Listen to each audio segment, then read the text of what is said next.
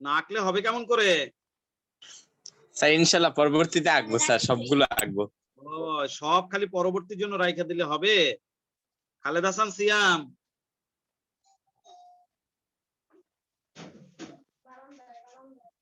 এই যে ছবি সোজা সোজা, এই যে দেখো ছবি দেখছো?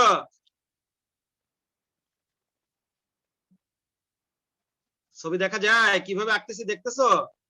জি স্যার। আবার দেখো, আবার দেখো, এই যে আমার সাথে একবার প্র্যাকটিস করো রাফ খাতায়। রাফ খাতা আছে? হ্যাঁ রাফ স্যার। খাতা নাও, রাফ খাতা নাও, পেন্সিল বা কলম দিয়ে ট্রাই করো। এই এই দেখছা? দরকার বোধে জি স্যার। একবারে এটা, এই দরকার বোধে একবার এটা এই নিচে নামায় নিয়ে আসো। পারবা না এটা দিতে এরকম? এই এই কঠিন না সোজা? এই জায়গাটা ট্রাই করো, এই জায়গাটায় ট্রাই করলেই হয়ে যাবে। পারছো?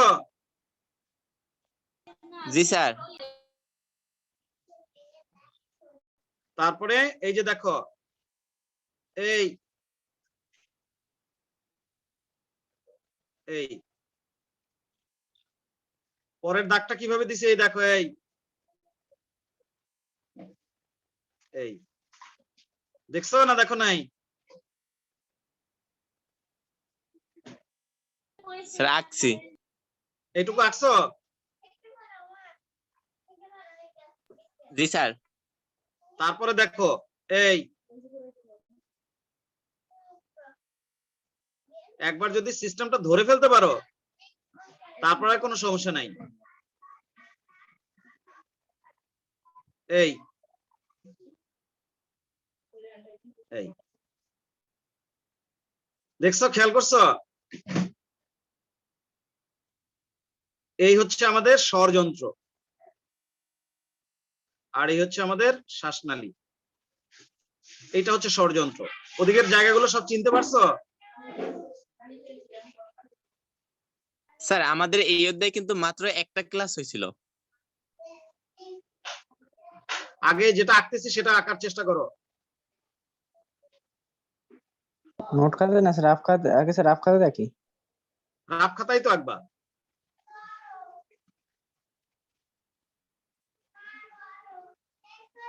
ছবি প্র্যাকটিস করছো বারবার? এত শব্দ করো না। তাহলে এখন এই জায়গাটা কি?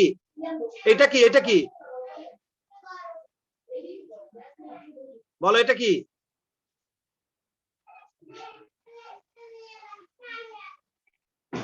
এটা কি বলো? স্যার জিহ্বা। এটা হচ্ছে মুখ। এটা হচ্ছে মুখের উপরে যে তালুটা আমরা চোখের মধ্যে মুখে হা করলে যে দেখি উপরের, এইটা হচ্ছে কি? এটা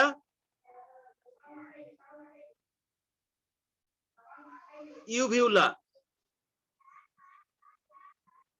ইউভিউলা মানে আলজিহ্বা।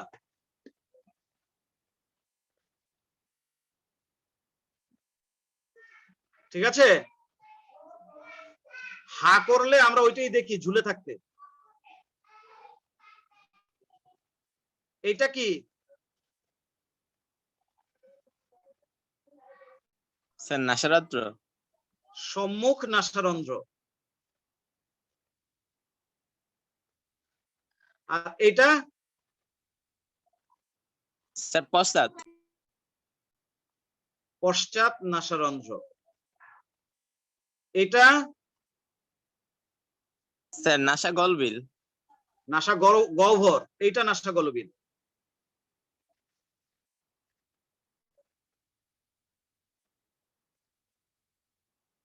এটা সেপ্টাম। এটা কি? সেপ্টাম। এইটা কি? ইপিগ্লোটিস। এপিগ্লোটিস।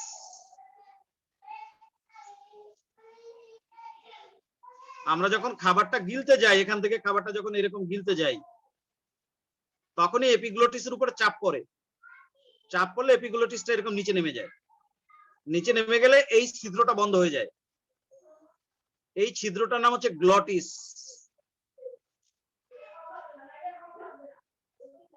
এটা স্বর যন্ত্রের ঠিক উপরে থাকে। এটা দিয়েই বাতাস আসা যাওয়া করে, আবার শব্দও আসা যাওয়া করে। আমরা যে শব্দ উৎপাদন করি সেটাই এখান থেকে গিয়ে এই মুখ দিয়ে বের হয়। এখান থেকে আমরা শব্দ উৎপাদন করি। আবার বাতাস যেটা আমরা নেই নাক দিয়ে নিলে সেটা এসে এদিক দিয়ে ঢোকে, মুখ দিয়ে নিলে সেটা এসে এদিক দিয়ে ঢোকে। বুঝতে পারতেছো না পারতেছো না? জি স্যার, বোঝা যায়। এইটা হচ্ছে স্বর যন্ত্র।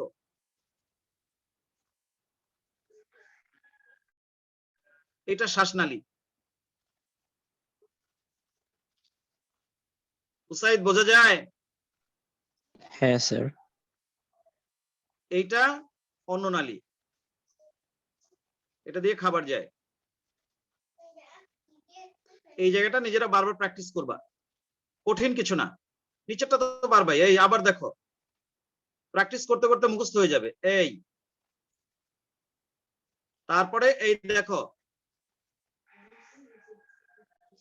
এই কারে বলো,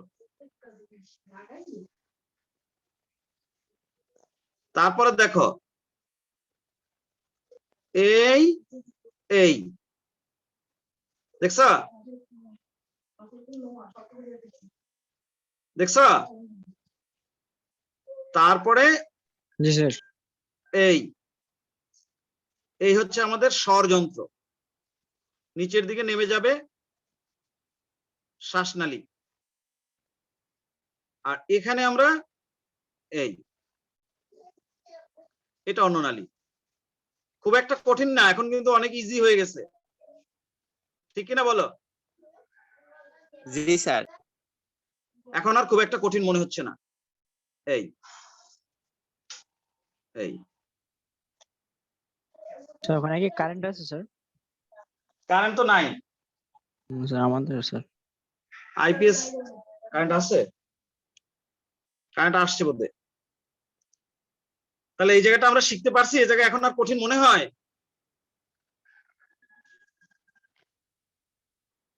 কি বলি? না স্যার। না স্যার, সোজা। এইটা কি? আলজিহ্বা বা ইউভিউলা। ইউভুলা। আর এটা এপিগ্লোটিস। এই ছিদ্রটা, হ্যাঁ, এই ছিদ্রটার নাম গ্লটিস। স্যার গ্লোটিস। এইটা স্বর যন্ত্র, এটা শ্বাসনালী। এখানে এটা মুখ, মুখের ভেতরে জিহ্বা থাকে, এটা জিহ্বা, এটা মুখ। সম্মুখ নাসারন্ধ্র, স্যার গ্লোটিস যন্ত্রের অংশ। সম্মুখ নাসারন্ধ্র, পশ্চাৎ নাসারন্ধ্র, নাসা গহ্বর, এটা সেপ্টাম, এটা নাসা গলবিল, এটা মুখের উপরের তালু, এখানে একটা নরম স্পঞ্জি বোম থাকে। এটা হচ্ছে এই ছিদ্র, এই ছিদ্র দিয়ে খাবার আসা যাওয়া করে। খাবারটা যাবে এইখানে। খাবারটা যখন এদিকে যেতে থাকে, খাবারের চাপে ইউভিউলাটা নিচে নেমে যায়। নিচে নেমে গেলে এই পথটা বন্ধ হয়ে যায়। ইউভিউলার উপর দিয়ে গিয়ে খাবারটাই অন্ননালীর মধ্যে ঢুকে যায়।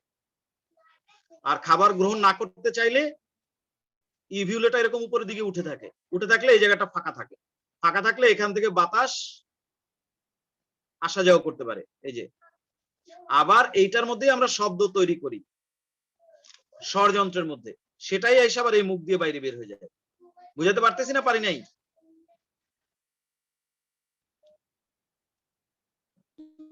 স্যার সেপ্টাম কোনটা স্যার? এটা একটু বলে দেখেন। এই যে নাকের যে দুইটা গহ্বরের মাঝখানে একটা পর্দা আছে না, তোমার নাকের দুই ছিদ্রের মাঝখানে একটা পর্দা আছে না, ওইটাই তো সেপ্টাম। এটা ব্যবধায়ক।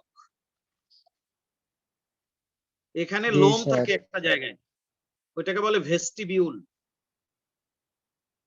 তোমাদের গতকালকে যে বর্ণনা শুরু করছিলাম, সম্মুখ নাসারন্ধ্র বর্ণনা দিছি?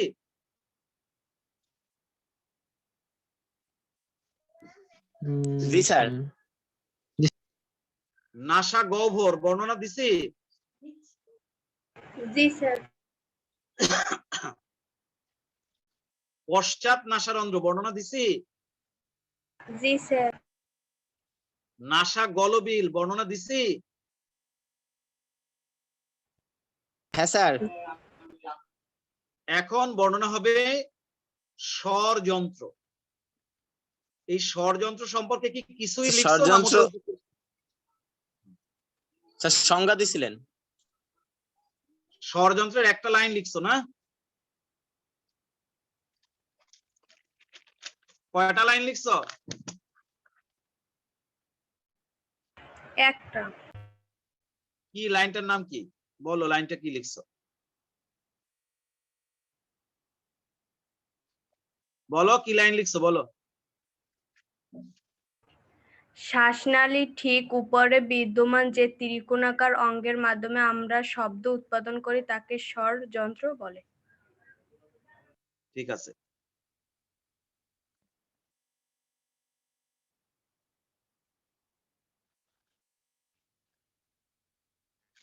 এই স্বরযন্ত্রের ভেতরে এরকমের 6টা পাতলা পর্দা থাকে। দেখো এখানে 6টা পাতলা পর্দা আমি আঁকছি।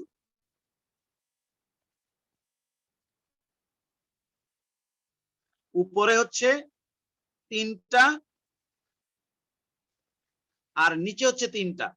এখানে এই 3টা আর এই 3টা 6টা ভাববা না, এটার এটা একটাই, মাঝখানে একটা ছিদ্র আছে, এই আর কিছু না। বুঝতে পারছো? এদিকে তাকাও ছবির দিকে, এখান থেকে শুরু করে এই পর্যন্ত এটা একটা পর্দা, মাঝখানে একটা ছিদ্র। আবার এখান থেকে শুরু করে এই পর্যন্ত একটা পর্দা, মাঝখানে একটা ছিদ্র। আবার এখানেও তাই, এইটার থেকে শুরু করে এই পর্যন্ত এই পুরোটা একটা পর্দা, এটার থেকে শুরু করে এই পর্যন্ত পুরোটা একটা পর্দা, মাঝখানে শুধু একটা ছিদ্র আর কিছু না। তার মানে মোট পর্দা হচ্ছে 6টা। কয়টা? 6টা। 6টা। এই পর্দাগুলোকে বলা হয় ভোকাল কর্ড। কি বলে? Vocal cord. Vocal cord. বায়ু যখন আসা যাওয়া করে এই পর্দাগুলো কাঁপতে থাকে, যে কারণে শব্দ তৈরি হয়। এর মধ্যে উপরের পর্দা 3টা শব্দ তৈরিতে কম ভূমিকা পালন করে, খুব বেশি পালন করে না।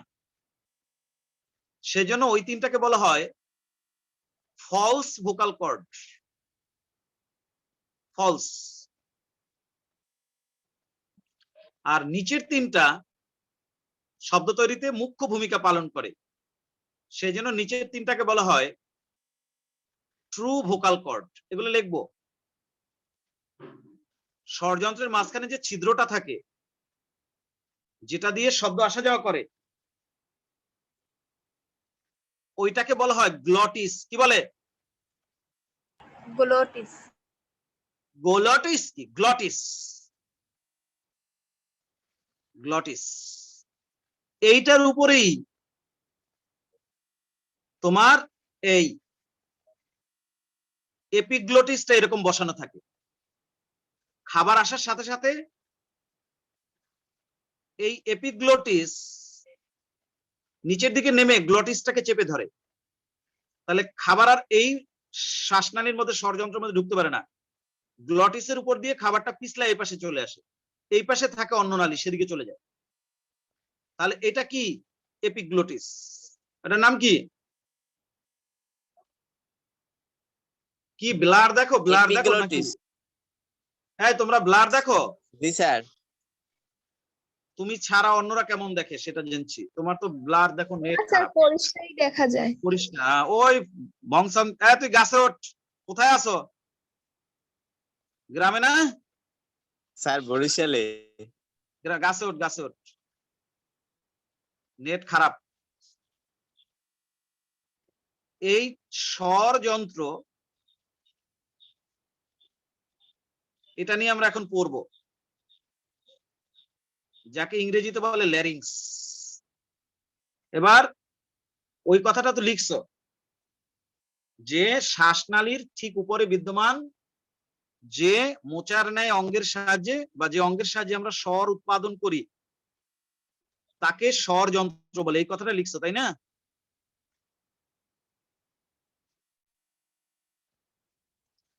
সাথেই লেখো পূর্ণবয়স্ক পুরুষের স্বর যন্ত্রের দৈর্ঘ্য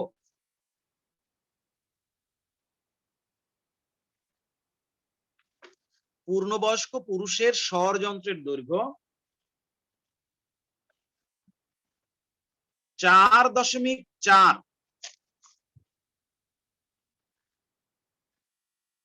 সেন্টিমিটার এবং স্ত্রীদের ক্ষেত্রে ইহা 3.6 সেন্টিমিটার। তাহলে বোঝা গেল সাইজে বড় কোনটা, পুরুষেরটা না স্ত্রীরটা? স্যার পুরুষের। আর পাওয়ার বেশি কোনটার, পুরুষের না স্ত্রীরটার? স্যার স্ত্রীর। এটা বুঝবা, এটা বুঝে চলতে হবে। সবসময় সাইজ বড় হলেই কাজ হয় না। পূর্ণবয়স্ক পুরুষের স্বর যন্ত্রের দৈর্ঘ্য 4.4 সেন্টিমিটার এবং স্ত্রীদের ক্ষেত্রে 3.6 সেন্টিমিটার। লিখছা? স্যার এই লাইনটা আগে কিছু লিখছিলেন? এর আগে কি লিখছি? এর আগে কিছু লিখি নাই।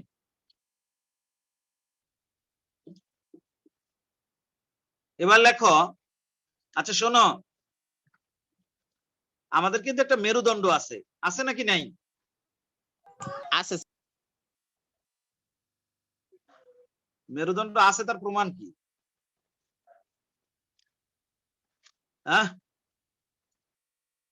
মেরুদণ্ড যে আছে স্যার তার কোনো জি প্রমাণ স্যার। তো দেখি না, তার তো কোনো প্রমাণ নাই। স্যার কি ধরনের প্রমাণ চান? এত অন্যায়, এত অত্যাচার সবই তো মেনে নিচ্ছি। আছে একটা আর কি অকার্যকর মেরুদণ্ড, বুঝছো, নামের মেরুদণ্ড, কাজের না।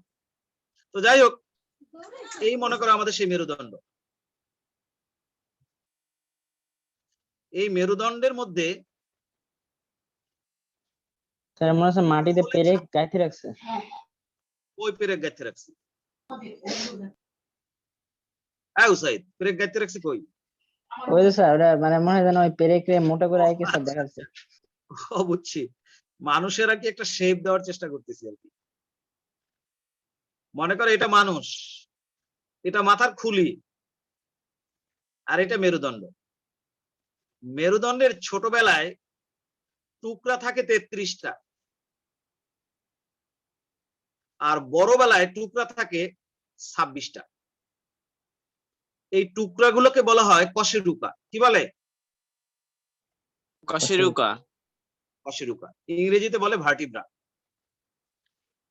যে টুকরাগুলো আমাদের গলা বা ঘাড়ের দিকে থাকে, ঘাড়ের দিকে, সেই টুকরাগুলোকে বলা হয় গ্রীবাদেশীয় বা সার্ভিক্যাল কশেরুকা। কি বলে? সার্ভিক্যাল কশেরুকা। এদের আবার নাম্বার দেয়া আছে। আমি তো এখানে এদের সংখ্যা থাকে 7টা, তা আমরা 7টা আঁকি নাই, ধরো 7টা হবে। এবং এদের আবার নাম্বার থাকে এরকম C1, C2, C3, C4, C5, C6, C7 এরকম। সি মানে সার্ভিক্যাল। তারপরে আবার যে কশেরুকা গুলো থাকে ওগুলোকে বলে থোরাসিক কশেরুকা। ওগুলোর নাম্বার এরকম T1, T2, T3। ওগুলো থেকে বুকের পাঁজর তৈরি হয়, এই জন্য ওগুলোকে বলে থোরাসিক। ওগুলো 12টা থাকে, এরকম থাকে। ওগুলো পরে পড়বো, এখন পড়ার বিষয় না। এখন কথা হচ্ছে এগুলো তো মেরুদণ্ড, কিন্তু আমরা তো এখন পড়তেছি আমাদের শ্বসনতন্ত্র। মেরুদণ্ডটা থাকে পেছনে, তার ঠিক সামনে দিয়েই ওই শ্বাসনালী, খাদ্যনালী এগুলো নিচের দিকে নামতে থাকে। মেরুদণ্ডটা তো থাকে পিঠের দিকে, আর শ্বাসনালী, স্বরযন্ত্র এগুলো আমাদের উদরীয় গহ্বরের ভেতর দিয়ে নিচের দিকে নামতে থাকে। এখন পরীক্ষা করে দেখা গেছে আমাদের যে স্বর যন্ত্র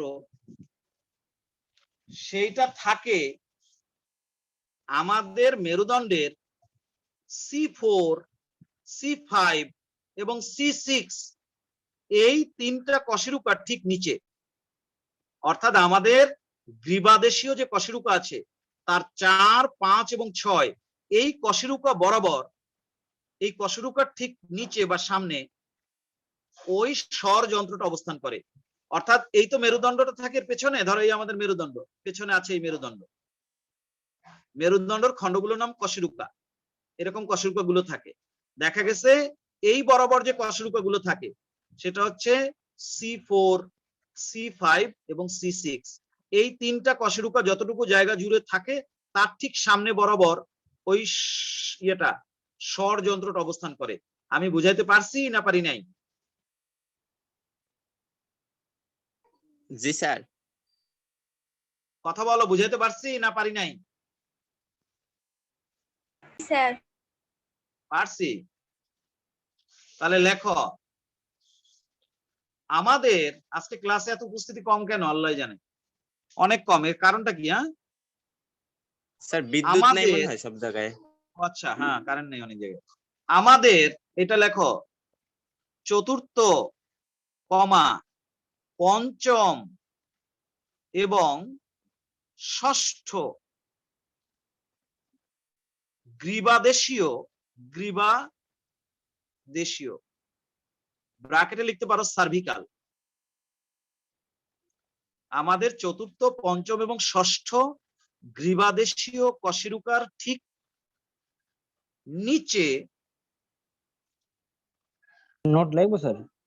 তা লাগবে না? এতক্ষণ করছো কি, বসে রইছো?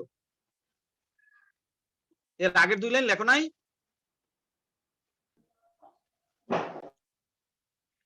হুসাইদ স্যার পুরুষ আর স্ত্রীর দৈর্ঘ্যটা লেখো নাই? ওইটা লেখো নাই লাইনটা?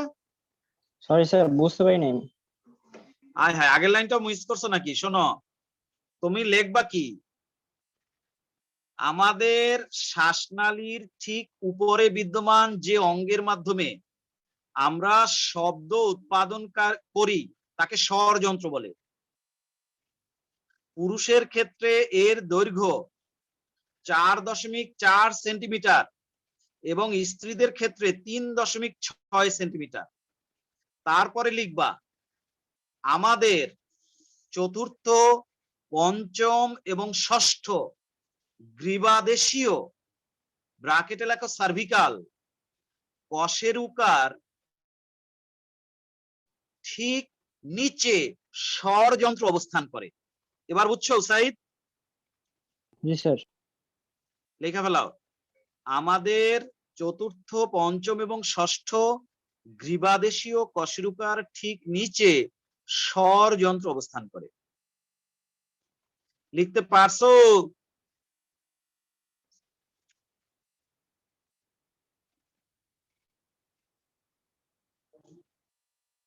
কথা বলো, লিখতে পারছো কিনা? স্যার লিখছি। লেখো,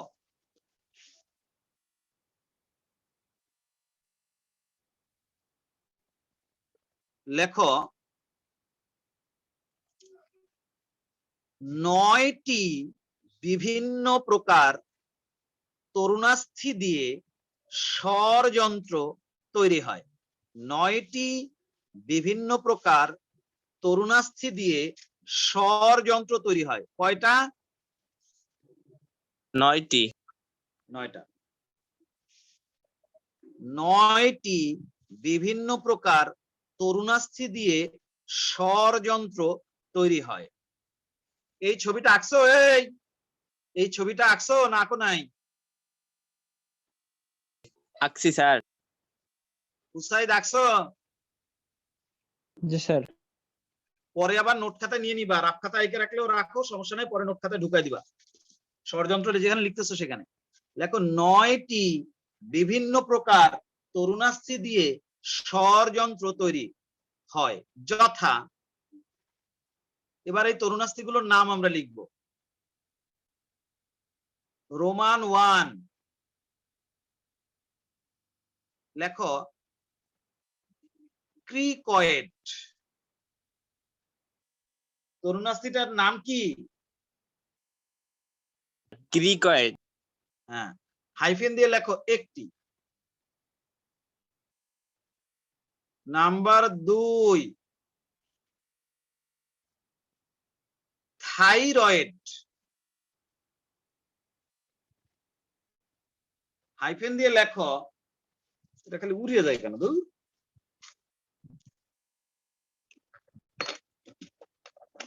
লাইনে থাকো। এখন আবার ফোন করো। আমরা দেখি মোবাইলটা দাও তোমার।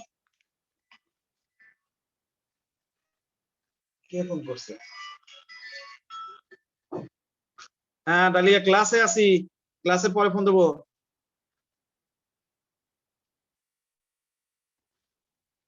হ্যাঁ, এটা কি লিখছি? থাইরয়েড। হাইফেন দিয়ে লেখো একটি। এগুলো কিসের নাম? আম কাঁঠালের নাম নাকি? তরুণাস্থি। হ্যাঁ, এগুলো কোন জায়গায় থাকে? ওই ষড়যন্ত্রের মধ্যে থাকে। ষড়যন্ত্রে। হ্যাঁ, এবার লেখো, এগুলোর বানান টানান ভুল হইতে পারে, সেগুলো লাগলে পরে গুগল দেখে নিও। এরিটিনয়েড, এখানে মনে একটা ই আছে, ই আছে, তবে আমি দিলাম না, দেখে নিতে হবে একটু।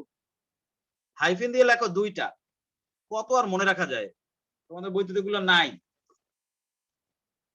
নাম্বার 4, নাম্বার 4 দিতে পারবা? এই ইউনিফর্ম। হাইফেন দিয়ে লেখো দুইটি। ইউনিফর্ম কয়টা?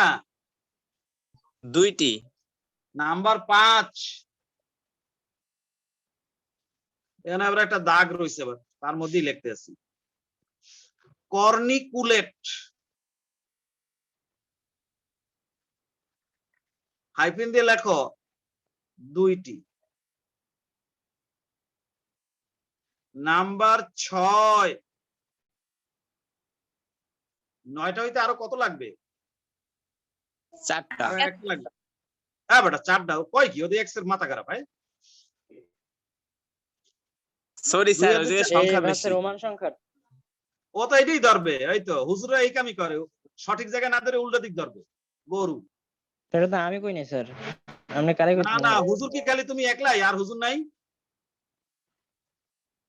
ওটাও তো একটা হুজুর। হুজুর গুলো কামই হয়েছে উল্টো দিক ধরে। এই এখন যোগ দে, কয়টা হয়েছে যোগ কর। সোলাইমান, স্যার যোগ করে 9টা দেখ কয়টা স্যার। হয়েছে। স্যার তুই 9টা আগে হয়েছে। কইলি উল্টা পাল্টা কইলি কা? স্যার 1 আর গরম 2 লাগে 3 তো 4 অনেক। 1 আর 2 3 আর 2 5 আর 2 7 আর 1 8 আর 1 9 হয়েছে না? 9টা।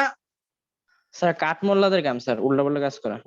এই যে কিরা যেন মেসেজ দিছে, বুঝছো, ঢুকতে পারতেছে না। কানিজ সুবর্ণ আর যেন কি কি ব্যাপার, ঢুকতে পারে কারেন্ট না না কেন? থাকে স্যার, অনেক জায়গায় সমস্যা হচ্ছে। এই লাইনে থাকো, দেখো ওদের একটু লিংক দিয়ে আসি আমি, দেখে লই ওরা মেসেজ দিছে, ওরা নাকি ঢুকতে পারতেছে না। শ্রাবণী হালদার, রিঙ্কি, আর কে, আর হচ্ছে তোমার কানিজ সুবর্ণ, ওরা ঢুকতে পারতেছে না। তোমরা ঢুকতে পারবে না, তোমরা মেসেজটা ইনবক্সে দিলে লাভ কি? মেসেজটা দিবা হচ্ছে, সরি গ্রুপে দিছে মেসেজ, গ্রুপে দিলে আমি কি করব? ইনবক্সে দিলে আমি লিংকটা পাঠিয়ে দিতে পারি।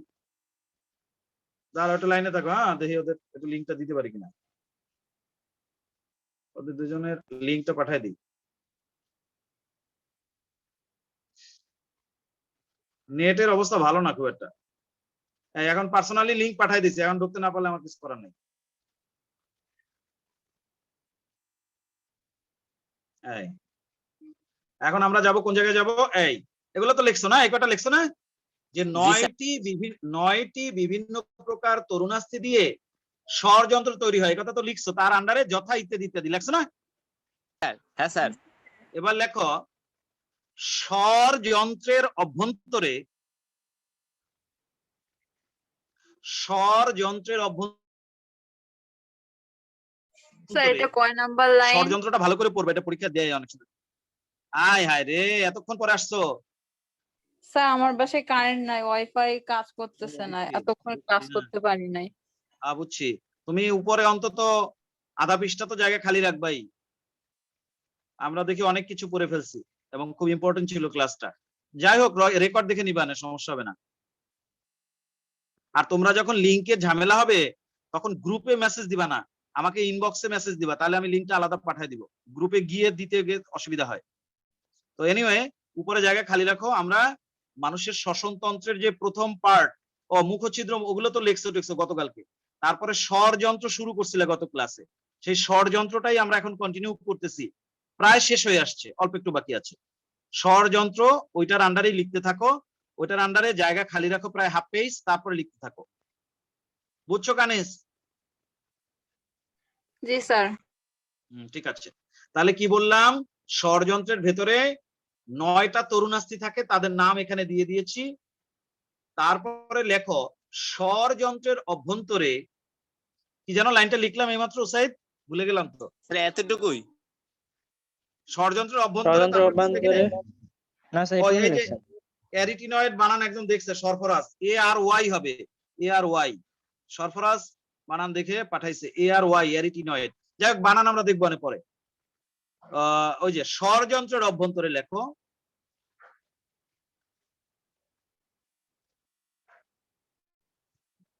একটির নিচে আরেকটি, স্বরযন্ত্রের অভ্যন্তরে একটির নিচে আরেকটি, এভাবে মোট 6টি পাতলা পর্দা থাকে, যাদেরকে ভোকাল কর্ড বলে। স্বরযন্ত্রের অভ্যন্তরে একটির নিচে আরেকটি, এভাবে 6টি পাতলা পর্দা থাকে, যাদেরকে ভোকাল কর্ড বলে। স্বরযন্ত্রের অভ্যন্তরে একটির নিচে আরেকটি, এভাবে 6টি পাতলা পর্দা থাকে, যাদেরকে ভোকাল কর্ড বলে। লিখছ?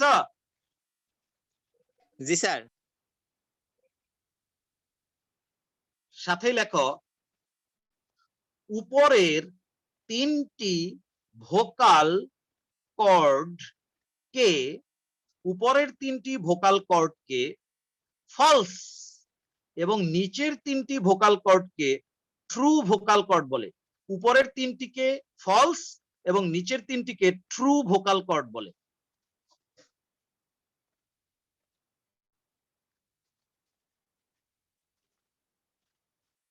উপরের 3টিকে ফলস এবং নিচের 3টিকে ট্রু ভোকাল কর্ড বলে। তোমাদেরকে কি ভোকাল কর্ডের ছবি দেখাইছিলাম, ওই যে গুগলের ছবিটা সেকশন করা? না স্যার। তাহলে একবার একটু দেখে আসি।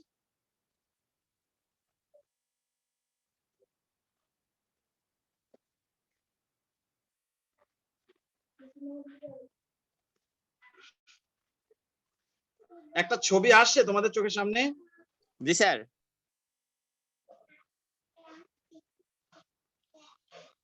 এটা হচ্ছে সেকশন করা, লম্বালম্বি ভাবে কাটা।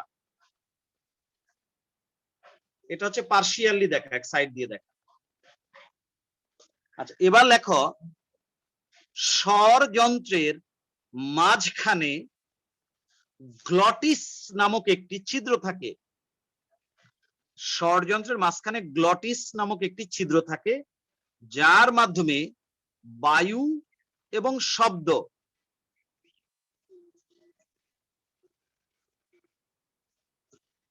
নির্গত হয়। স্বরযন্ত্রের মাঝখানে গ্লটিস নামক একটি ছিদ্র থাকে, যার মাধ্যমে শব্দ নির্গত হয় এবং বায়ু আসা যাওয়া করে। এটা লিখতে ভালো হতো। স্বরযন্ত্রের মাঝখানে গ্লটিস নামক একটি ছিদ্র থাকে, যার মাধ্যমে শব্দ নির্গত হয় এবং বায়ু আসা যাওয়া করে।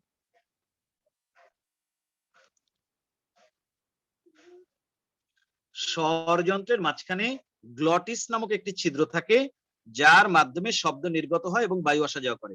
লেখছো? স্যার লিখছি। ভালো হ্যাঁ করে। স্যার। সাথেই লেখো স্যার আবার একটু বলেন। গ্লটিস, ওই দেখছো, স্বরযন্ত্রের ঠিক মাঝখানে গ্লটিস নামক একটি ছিদ্র থাকে, যার মাধ্যমে শব্দ নির্গত হয় এবং বায়ু আসা যাওয়া করে। স্বরযন্ত্রের মাঝখানে গ্লটিস নামক একটি ছিদ্র থাকে, যার মাধ্যমে শব্দ নির্গত হয় এবং বায়ু আসা যাওয়া করে। জি স্যার, ওকে। ওকে, এবার লেখো সাথেই গ্লটিস এর ঠিক উপরে এপিগ্লটিস এমন ভাবে স্থাপিত থাকে যে গ্লটিস এর ঠিক উপরে এপিগ্লটিস এমন ভাবে স্থাপিত থাকে যে খাদ্য গলাধঃকরণের সময় এপিগ্লটিস এসে গ্লটিসকে বন্ধ করে রাখে। গ্লটিসের উপর এপিগ্লটিস এমন ভাবে স্থাপিত থাকে যে খাদ্য গ্রহণের সময় এপিগ্লটিস বাঁকা হয়ে গ্লটিসকে বন্ধ করে রাখে।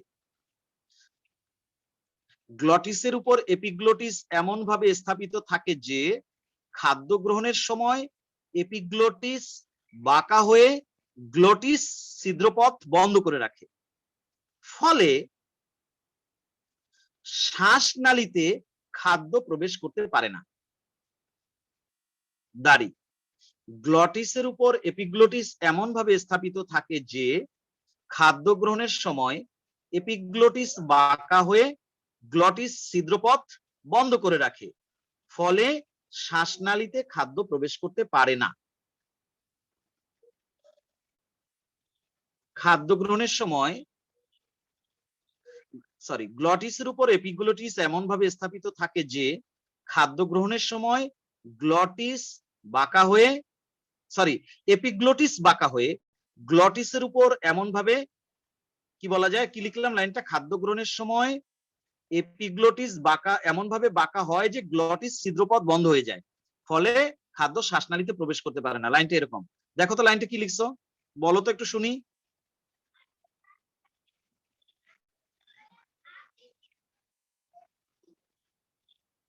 সুলাইমান বলো, স্যার লাইনটা বলো।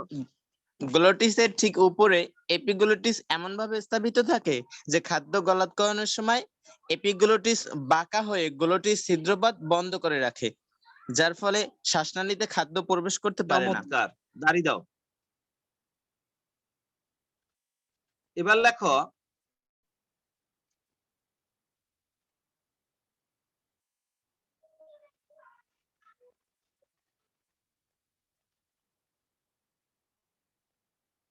পুরুষের ক্ষেত্রে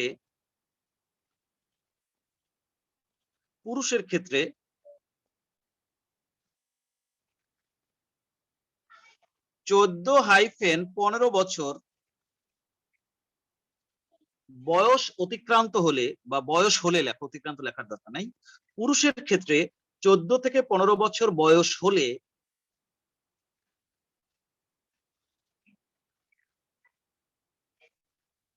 পুরুষের ক্ষেত্রে 14 থেকে 15 বছর বয়স হলে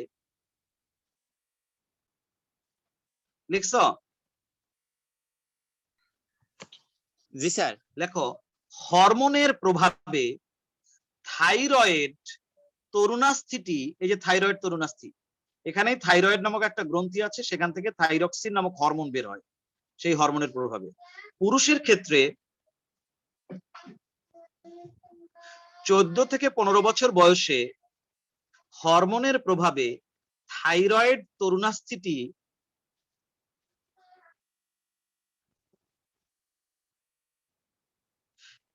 স্ফীত হতে থাকে এবং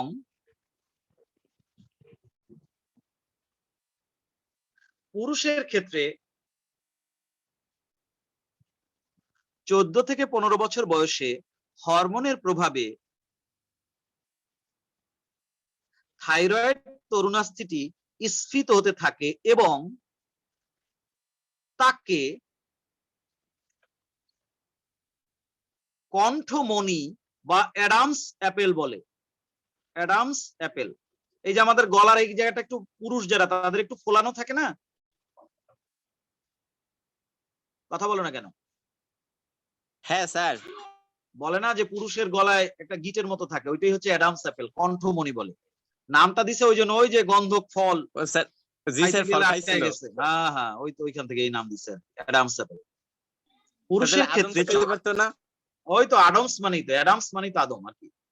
পুরুষের ক্ষেত্রে 14 থেকে 15 বছর বয়সে হরমোনের প্রভাবে থাইরয়েড তরুণাস্থিটি স্ফীত হতে থাকে এবং তাকে অ্যাডামস অ্যাপেল বা কণ্ঠমণি বলে। লিখছ? জি স্যার। দাড়ি সাথে অ্যাডাম লেখো। অ্যাপেল নামটা কেমন না? অ্যাডামস অ্যাপেল নামটা কি? ওই যে আপেলের, আদমের আপেল গলায় যেটা আটকে গেছে সেটা। ও আচ্ছা। আদম তো গন্ধক ফল খাইছে, অ্যাপেল মানে গন্ধক, গন্ধক আর কি এখানে মিন করছে। আচ্ছা, এবার আরেকটা কথা লেখো।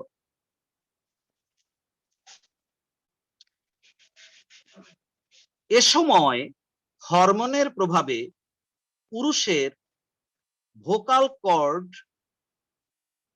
পুরু হতে থাকে, ফলে তাদের কণ্ঠস্বর ভারী হতে শুরু করে।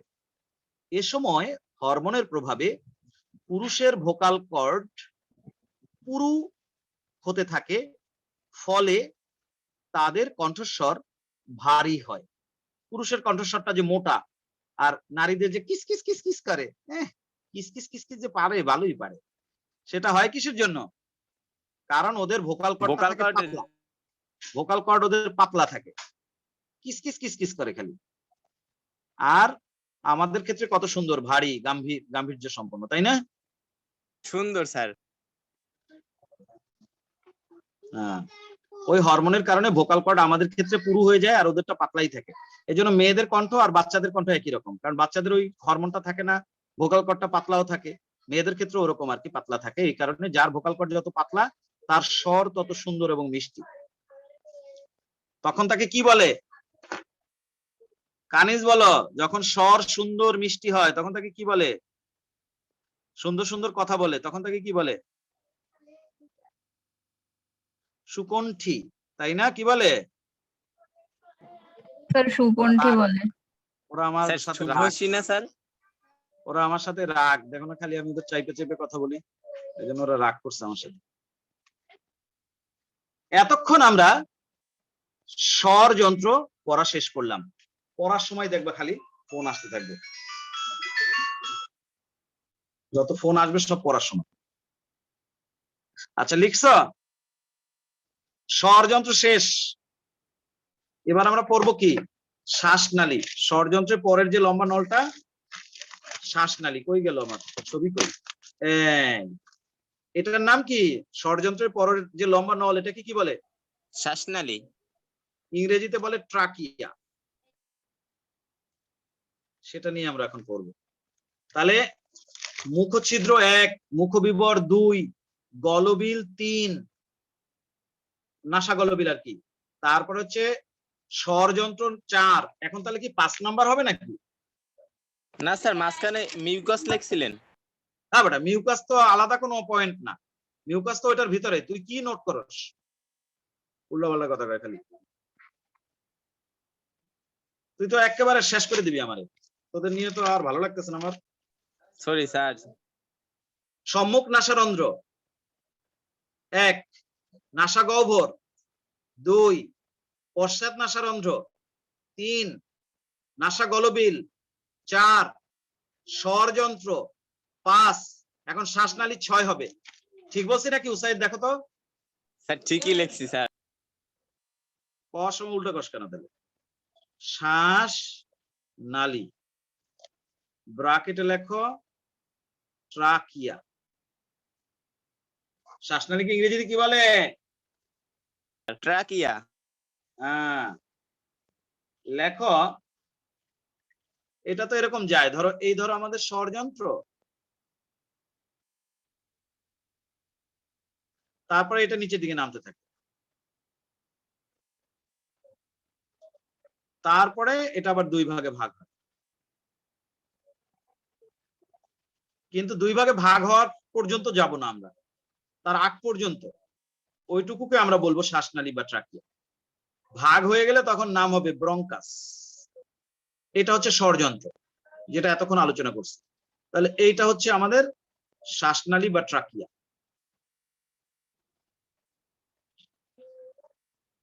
এবার লেখো, স্বরযন্ত্রের পর থেকে শুরু করে স্বরযন্ত্রের পর থেকে শুরু করে 2 ভাগে বিভক্ত হওয়ার পূর্ব পর্যন্ত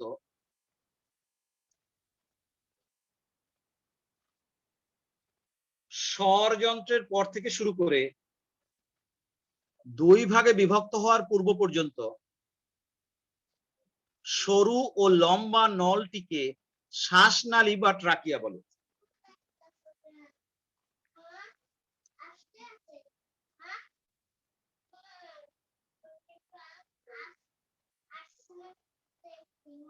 স্বরযন্ত্রের পর থেকে শুরু করে 2 ভাগে বিভক্ত হওয়ার পূর্ব পর্যন্ত সরু ও লম্বা নলটিকে শ্বাসনালী বা ট্রাকিয়া বলে। লিখতে পারছো?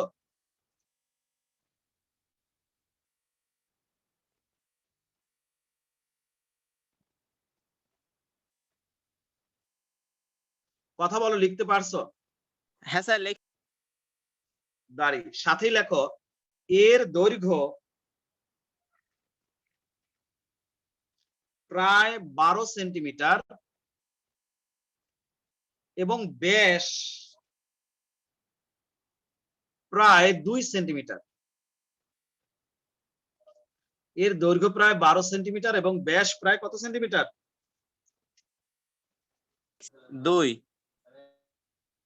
2 সেন্টিমিটার।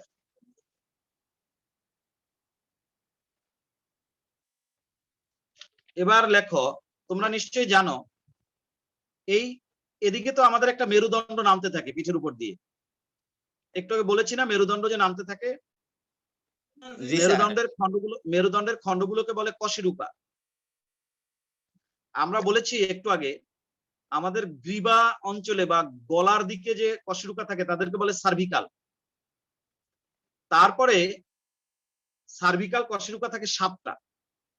মনে করো এইটা হচ্ছে C7, সার্ভিকালের লাস্ট যেটা ওটাকে বলে C7, সার্ভিকাল 7। তারপরে শুরু হয়ে যায় থোরাসিক। বুঝতে পারছো? থোরাসিক 1, 2 এইভাবে যেতে থাকে। থোরাসিক কশেরুকা এগুলো থাকে 12টা আর সার্ভিকাল কশেরুকা থাকে 7টা। এখন এই যে আমাদের মেরুদণ্ডের সামনেই এই যে স্বরযন্ত্র, শ্বাসনালী এগুলো অবস্থান করে, মেরুদণ্ডের কোন কশেরুকা থেকে কোন পর্যন্ত সে বিস্তৃত থাকে সেটারও একটা মাপঝোপের ব্যাপার আছে, সেটা আমি এখন বলবো। যেমন একটু আগে স্বরযন্ত্র পড়ছিলা, তুমি বলছো না সার্ভিকালের 4র্থ থেকে 5ম এবং 6ষ্ঠ এই 3টা কশেরুকা বরাবর এই স্বরযন্ত্র অবস্থান করে, তুমি বলছো না? বলো নাই? জি স্যার। আচ্ছা, তাহলে সার্ভিকালের 6ষ্ঠ পর্যন্ত যদি থাকে তোমার কি বলে এটাকে, এই স্বরযন্ত্র, তাহলে এই বরাবর মনে করো এটা হচ্ছে C6, তাহলে এটা আমরা বলবো C7। তাহলে C7 দিয়েই শুরু হয়ে যায় আমার শ্বাসনালীর যাত্রা। C6 পর্যন্ত যদি স্বরযন্ত্র অবস্থান করে তাহলে C7 মানে সার্ভিকালের 7 থেকে শুরু হয়ে যাবে শ্বাসনালী, কারণ যেখান থেকে স্বরযন্ত্র শেষ তারপর থেকেই তো শ্বাসনালী শুরু, নাকি? জি স্যার। তাহলে শ্বাসনালীর যাত্রা শুরু হয় C7 থেকে, তারপরে থোরাসিক 1, 2 এরকম আগাতে থাকে। যেহেতু লম্বা 12 সেন্টিমিটার, বুঝতে পারছো? তাহলে এই শ্বাসনালীটা নিচের দিকে কত দূর পর্যন্ত যাবে? সে সাধারণত যায় থোরাসিকের 3rd পর্যন্ত, T3 পর্যন্ত। আমি কি বুঝাতে পারছি না পারি নাই? জি স্যার। তাহলে এই কথাটাই আমি এখন লিখবো। একটু আগে শ্বাসনালী লিখছো না, সরি স্বরযন্ত্র লিখছো না, 6ষ্ঠ সার্ভিকাল। তাহলে এবার লেখো সপ্তম গ্রীবাদেশীয় কশেরুকা